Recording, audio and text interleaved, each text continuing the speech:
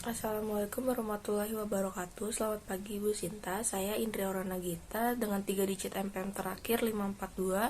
Saya akan mempresentasikan jawaban dari pertanyaan teman-teman kemarin. Yang pertama dari Rizka, bagaimana seorang individu jika tidak mempunyai rasa inovasi atau semangat dalam melakukan pendidikan? Menurut saya, jika seseorang tidak memiliki rasa semangat dalam melakukan pendidikan, ia pasti akan tertinggal dari segi kemampuan dan pengetahuannya dibanding seseorang yang punya rasa semangat yang tinggi. Bagaimana caranya supaya kita mempunyai rasa semangat itu? Pertama, bergaul dengan orang-orang yang rajin. Yang kedua, berbuat target yang ingin dicapai. Dan yang ketiga, mencari minat yang sesuai dengan passion. Pertanyaan kedua dari Anissa, di faktor eksternal, bagaimana peran orang tua dalam menunjang inovasi pendidikan kepada anaknya? Peran orang tua dalam menunjang inovasi pendidikan yaitu memberikan dukungan emosional seperti arahan, motivasi, dan rasa nyaman dalam menciptakan suasana belajar, dan menerapkan konsep inovatif di rumah untuk meningkatkan pembelajaran anak. Pertanyaan ketiga dari Dizalwa, apa contoh dari faktor internal dari faktor-faktor yang mempengaruhi proses inovasi pendidikan? Faktor internal yang dapat mempengaruhi proses pendidikan melibatkan elemen di dalam lingkungan sekolah itu sendiri. Contohnya dari kepemimpinan sekolah, partisipasi guru, dan motivasi keterlibatan siswa. Yang keempat dari Ilma, apa saja yang dapat dilakukan oleh guru dalam mengaplikasikan inovasi pendidikan di sekolah? Yang satu, memanfaatkan teknologi dalam pembelajaran. Yang kedua, membuka ruang untuk diskusi terbuka dan refleksi untuk mendorong siswa berpikir kritis dan menyampaikan pendapat. Yang ketiga, fokus pada pengembangan keterampilan seperti kreativitas, kritis, kolaboratif, dan pemecahan masalah. Yang kelima dari Alia Mutia, bagaimana strategi inovasi yang diperlukan dalam pendidikan?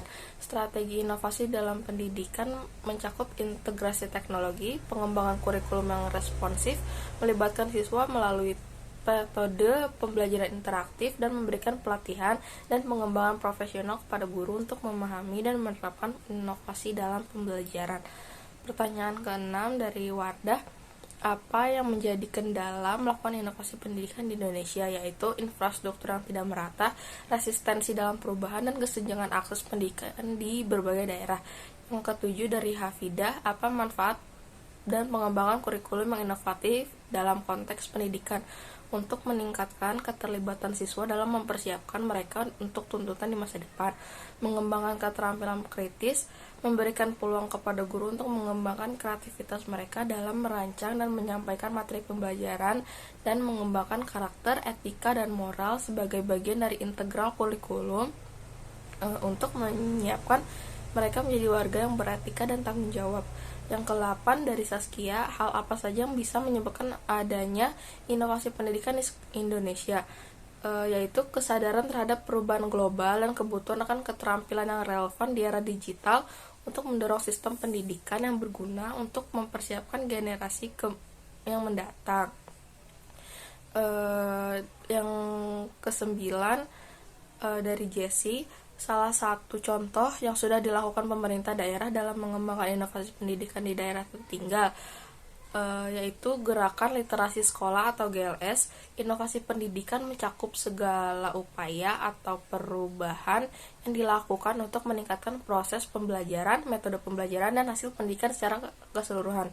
Nah, GLS ini termasuk inovasi karena membawa perubahan dalam pendekatan pembelajaran dan menciptakan strategi baru untuk meningkatkan literasi di kalangan siswa. Pertanyaan terakhir dari Nadila, apakah ada program khusus untuk meningkatkan kualitas pendidikan agama di Indonesia?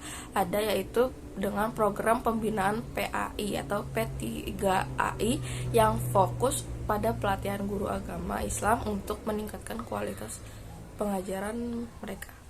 Sekian presentasi dari saya, kurang lebihnya mohon maaf. Wassalamualaikum warahmatullahi wabarakatuh.